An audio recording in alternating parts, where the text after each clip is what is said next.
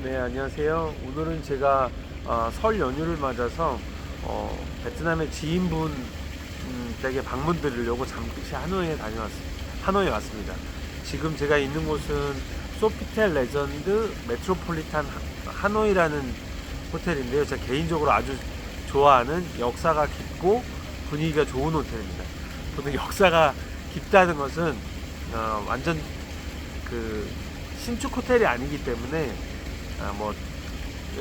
경우에 따라서는 천장고가 낮을 수도 있고 오히려 물건 같은 게 좀 오래될 수도 있지만, 한편으로는 조금 그게 좀 역사와 전통이 있다는 반증이 될 수 있는 부분이기도 하고, 물건이나 곳곳에 있는 분위기 자체가 나름의 문화를 형성하고 있는 부분이 있어서, 저는 개인적으로 이 소피텔 레전드 메트로폴리탄 하노이 호텔을 하노이 올 때마다 즐겨서 방문하는 곳이기도 합니다.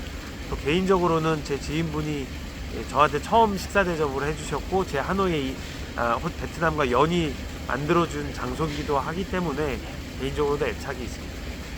근데 이렇게 영상을 찍게 된 이유는 베트남의 설 문화에 대해서 설명을 드리고 싶어서인데요. 해년마다 제가 설마다 설을 겪으면서 베트남의 문화가 변화되고 있는 것을 현실적으로 많이 체감하고 있어서 말씀드리고자 합니다. 그 베트남의 보통 설을 떼시라고 하는데요. 떼에 대한 개념 자체는 굉장히 그 중요도가 큽니다. 대한민국, 저희 나라 같은 경우는, 우리나라 같은 경우는 보통 설날이도 있고 추석도 있고, 보통 가족들이 많이 있는 두 개의 양대 명절이 있지 않습니까? 물론 여기도 추석이 있습니다만, 설날 자체는 베트남은 하루에 모든 가족들이 모이는 가장 중요한 행사로 인식이 되어 있는 것 같아요.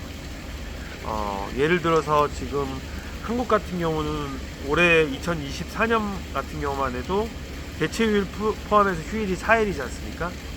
여기는 지금 2월 8일부터 14일 총 7일간이 때 연휴 기간인데요. 때 준비 자체를 보통 1, 2주 전부터 하는 경우도 있기 때문에, 또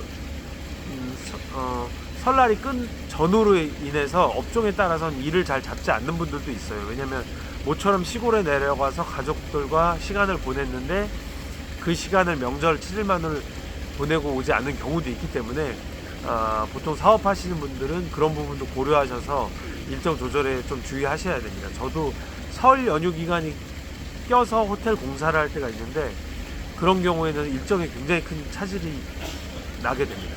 일도 안 할 뿐더러 일을 시킬 경우 보통 다른 때보다 훨씬 많은 임금을 지불해야 되기도 하고, 또 직원들도 설날 연휴 때 일하는 경우에는 평상시 임금의 높은 임금을 지불해야 됩니다. 그리고 여기는 13일에 13번째 달에 월급이란 게 있어요. 설 보너스는 보통은 1년 이상 근무한 직원들에 한해서 풀 보너스를 주기도 하지만, 일반적으로 웬만큼은 한 달치 급여를 어느 정도 근무한 직원들 이상한테는 보너스를 주는 경우가 있습니다. 물론 그 법적인 경우하고는 다릅니다. 법적은 베이직 샐러리에 한해서 계약서에 근거해서 보통 주게 되어 있는 게 일반적인 거거든요. 그래서 급여 같은 거 산정하실 때, 또 휴일 산정하실 때, 또 사업하신다면 일정 관리하실 때도 설날이라는 연인 자체가 굉장히 중요하다는 것은 조금 인지하실 필요가 있을 것 같아요. 근데 설에 대해서 저희가 이제 개념 자체가, 베트남의 설은 이러하다 이렇게 말하는 거는 사람마다 틀리고, 또 지역마다 틀리고, 약간씩은 좀 차이가 있는 것 같습니다. 근데 중요한 거는 여기도 설에 대한 문화가, 명절을 지내는 문화가 마치 한국처럼 옛날보단 끈끈하지 않다. 가장 일례로 제가 오늘 만나뵌 지인분 같은 경우는 자녀분이 미국에서 공부를 하고 있거든요. 자녀가 둘인데 한 분은 미국에 공부하고 있고 한 분은 사업하느라고 바쁘고, 이런 경우에는 뭐 명절 자체가 딱히 없어요.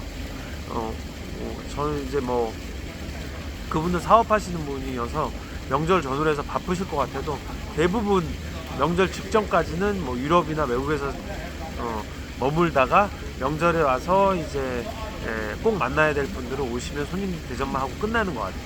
이런 분들도 있는가 하면 제 지인분 중에 친한 지인분 중에 이제 호치민의 롱안이라는 지역에 사시는 저희 호텔 직원분한테 한국어를 가르쳐 주신 선생님이 계신데, 거기는 아직은 베트남의 큰 5대 도시 중에 한 군데임에도 불구하고 약간 옛날의 전통적인 설날의 모습이 남아있는 것 같아요. 저한테 이제 시장 사진을 찍어 보내주셨는데, 시장 때 이제 설날 전날 음식 준비하는 사람들의 분주한 모습이 보이더라고요.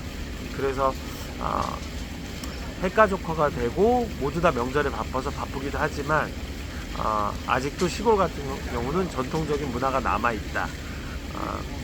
그리고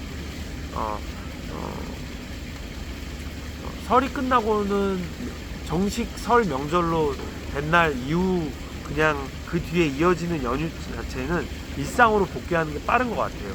오늘 여기 지금 저희 소피텔 레전드 메트로폴리탄 하노이 호텔 같은 경우도 제가 밖에서 밥을 먹으려다가 호텔 바깥에 있는 자리, 호텔 안에 식당 모두 웨스턴 식당 자체는 자리가 없었어요.